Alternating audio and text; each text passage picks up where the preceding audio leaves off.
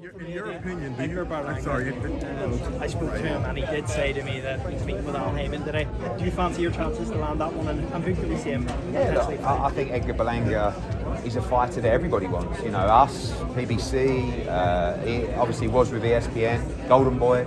I think we've got a great plan for Edgar Berlanga. We can headline him, we can continue his rise, we can continue his popularity, and ultimately we can deliver him the Canelo-Alvarez fight. How soon could that happen? He needs to prove against world-class opposition that he's in a position to fight Canelo-Alvarez. But it's Mexico against Puerto Rico. It's a massive fight, but he still has to have those fights, and we'll be happy to give him those fights before we look at Canelo-Alvarez in May 2024. Can he go in and start headlining the Hulu Theater? Absolutely. He's done huge gates here before.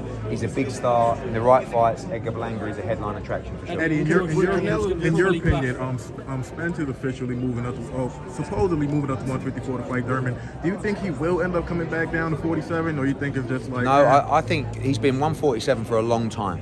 I think he's very tight of weight, and when you look at the, you know, the mileage on Errol Spence through the accident, through the eye operation and stuff like that, it's just going to be harder for him to start making weight. I don't know him personally, so I can't tell you, but I believe, I remember seeing him in Sheffield when he made 47, which was years ago, and I'm surprised he's still there. Respect to him and the way that obviously he makes that weight, but I see him moving up, and I guess 154 is his future.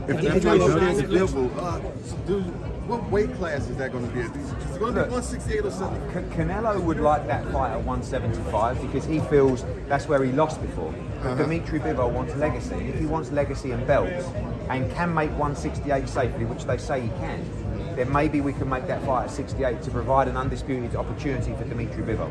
But if you ask Canelo-Alvarez, he would say probably 175 because that's where I lost. I don't want people to think that I've brought him down. This is not Canelo-Alvarez saying bring him down to 168.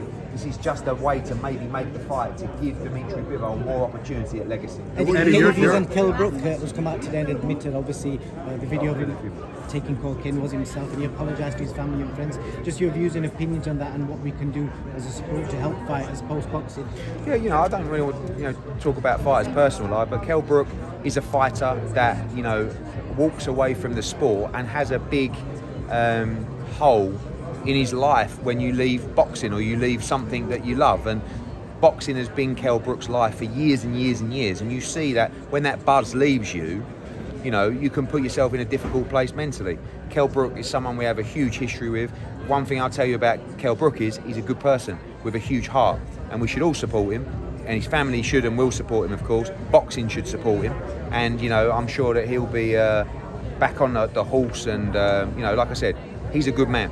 And he's always had a pure heart. He loves the sport. And listen, maybe you'll see him return to the sport, but most of all, we hope he's happy. Canelo's always been a great fighter, for like maybe 15 years now. But, you know, a couple people are saying that he seems to be losing the step. He's not as great as he used to be. Do you see? I think he's a tremendous. Look, he's been fighting with an injury for the last couple of fights. I don't think he's been at his best. But look at his fights. He fought Billy Joe Saunders, Caleb Plant, Dimitri Bivol, Canelo-Alvarez, and Gennady Golovkin. That's his fault. Like, people say, oh, he's slipping a little bit. No, he's just fighting the very best of the best, and he was carrying an injury as well. 36-26 pay-per-view, 32-26 pay-per-view price point for Mayweather against Aaron Chalmers in the UK. Your thoughts?